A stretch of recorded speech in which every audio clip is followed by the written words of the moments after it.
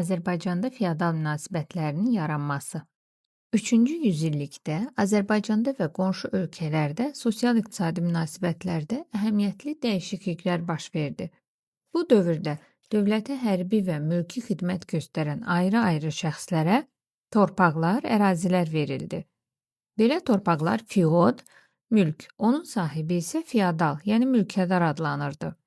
Feodal ona verilən ərazidə idarə etmə ilə məşğul olur, burada yaşayan kəndlilərdən vergi toplayırdı.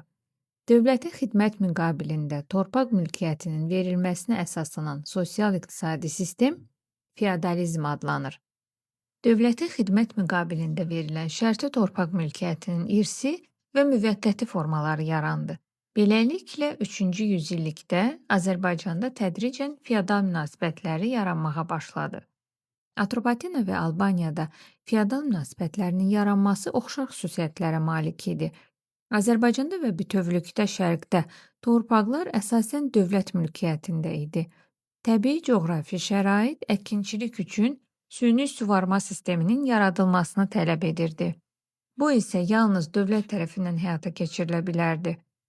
Albaniyada feodal münasibətlərinin yaranmasının xüsusiyyətləri: torpaq üzərində dövlət mülkiyyət formasının üstünlük təşkil etməsi və bunun dövlət hakimiyyətinin güclənməsinə, mərkəzləşməsinə səbəb olması.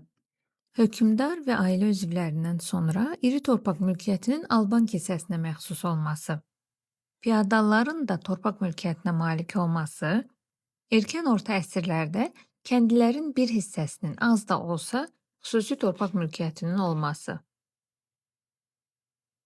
Beləliklə, erkən orta əsrlərdə Azərbaycan ərazisində dövlət mülkiyyəti onunla yanaşı mövcud olan xüsusi feodal mülkiyyəti formasına nisbətən üstünlük təşkil edirdi.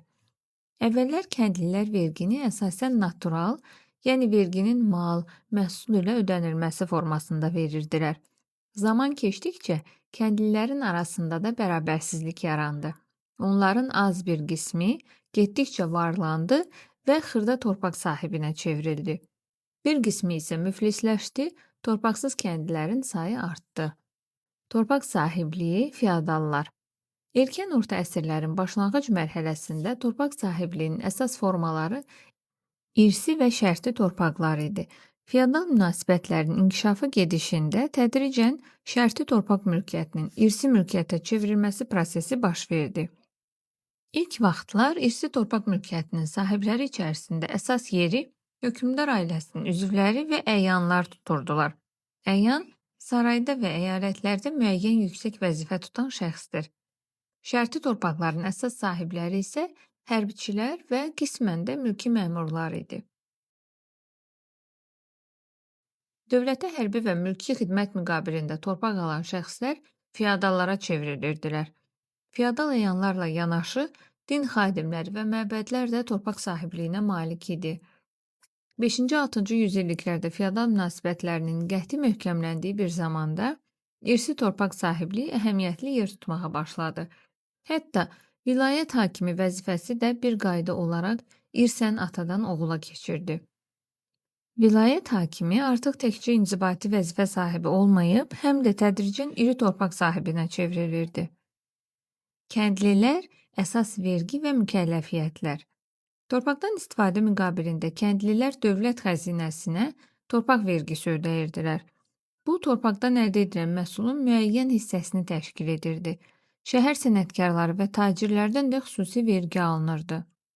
Vergi toplanmasının əldə edilən gəlir hesabına çoxsaylı qoşun saxlanırdı. Sonralar feodalların və dini qurumların xeyrinə də vergi və rüsumlar ödənilməsinə, müxtəlif mükəlləfiyyətlərin yerinə yetirilməsinə başlandı. Keçmiş azad icma üzvləri əvvəllər yalnız dövlətə vergi ödəyirdilər. Sonralar həm dövlətə, həm də icma torpaqlarının yerləşdiyi vilayətin hakimi olan feodallara məhsulun bir hissəsini vergi şəklində ödəməli, müxtəlif mükəlləfiyyətlər icra etməli idilər. Müxtəlif dövrlərdə bəzi hökmdarlar tərəfindən vergi və torpaq mülkiyyəti sahələrində müəyyən islahatlar, yəni dəyişikliklər həyata keçirilmişdir. Sasanilər dövründə vergilər hər mahalın əkin sahəsinin məhsuldarlığından və habelə onun mövqeyindən, şəhərə yaxın və ya uzaq olması ilə əlaqədar asılı olaraq məhsulun 1/3-dən 1/6 həcmində toplanırdı. Vergilərin bu qayda ilə toplanması bir sıra çətinliklər törətdiyinə görə əkinçiləri narazı salırdı. Belə ki, dövlət məmurları öz vəzifələrindən istifadə edib, məhsulun vaxtında yoxlanılıb və vergi miqdarının təyin edilməsini ləngidirdilər. Bu səbəbə görə məhsulun xeyli hissəsi tələf olurdu.